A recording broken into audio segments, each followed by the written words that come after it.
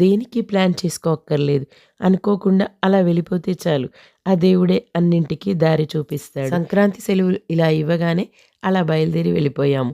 Saturday రోజు సాయంత్రము హైదరాబాద్లో బయలుదేరితే మళ్ళీ నెక్స్ట్ సాటర్డే ఎర్లీ మార్నింగ్ 2:30కి హైదరాబాద్ మా ఇంటికి చేరుకున్నాము. అసలు ఎన్ని టెంపుల్స్ తిరిగాము, ఏవేవి అన్నీ కూడా నెక్స్ట్ వీడియోస్లో వస్తుంటాయి. ఇప్పుడు మీరు చూస్తున్న టెంపుల్ ఎవరైనా గుర్తుపెడితే ముందుగా కమెంట్ చేసేయండి. ఇది కడపలోని వంటిమిట్ట రామాలయం. ఏ ఆలయానికి వెళ్ళినా అక్కడి విశిష్టతను గురించి అడిగి తెలుసుకుంటూ ఉంటాను.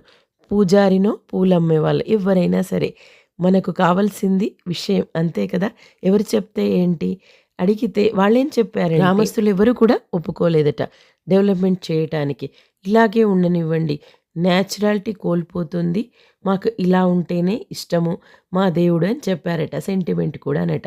ఇంకొక విశేషం ఉంది. గర్భగుడిలో రాముల వారు, సీతమ్మ తల్లి, లక్ష్మణుడు ముగ్గురు ఉన్నారు. కానీ మనకు దర్శనం ఇచ్చేటప్పుడు మాత్రం ఇద్దరు మాత్రమే కనిపిస్తారు. రాముల వారు, సీతమ్మ తల్లి ఒక్కసారి కనిపిస్తారు. ఇటువైపు నుంచి చూస్తే రామలక్ష్మణులు ఇద్దరు కనిపిస్తారన్నమాట. ఇదే ఈ ఆలయం యొక్క ప్రత్యేకత అని అక్కడున్న పోలీసు వారు చెప్పారు.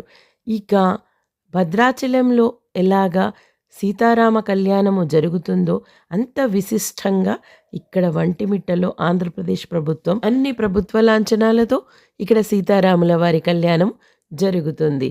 ఇక్కడ నుండి నెక్స్ట్ మేము తిరుపతి వెళ్ళిపోయాం. చాలా దగ్గర ఉంటుందండి ఇక్కడ నుండి, జస్ట్ 90 కిలోమీటర్స్ మాత్రమే. మీరు ఎప్పుడైనా తిరుపతి వెళ్ళేటప్పుడు ఒక్కసారి రామయ్య తండ్రిని దర్శించుకొని తరించండి. ఇంతటితో ఈ వీడియోని ముగిస్తున్నాను. దూరం నుంచి చూడండి ఆలయం ఎంత అద్భుతంగా ఉందో కదా. వీడియోస్ ఎలా ఉన్నాయి, ఒకవేళ బాగుంటే లైక్, బాగా లేకుంటే డిస్లైక్, ఏదో ఒకటి ఇవ్వండి అబ్బా. గొంతు బాగా లేకున్నా వీడియోస్ చేస్తున్నాను.